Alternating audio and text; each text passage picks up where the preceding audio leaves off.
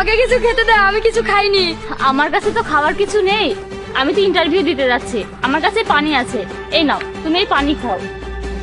আর এই যে নাও এই টাকাটা নাও, তুমি কিছু খেয়ে নিও। ঠিক আছে ঠিক আছে, তুমি খুব ভালো। বাবা আমার জন্য দোয়া করবা, আমি ইন্টারভিউ দিতে যাচ্ছি। এই যে আপনার টাকা। না না বাবা, এই টাকা তো আমার না। না না, এটা তোমার টাকায় নেও। না না বাবা, এটা আমার টাকা না। এই টাকা হয়তো অন্য কারোর কাছ থেকে পড়ে গেছে, কেউ খুঁজতে আসলে তুমি তাকে দিয়ে দিও। এখন তোমার কাছে রাখো, আর কেউ যদি না আসে তুমি এই টাকাটা দিয়ে খাবার কিনে খেও, ঠিক আছে?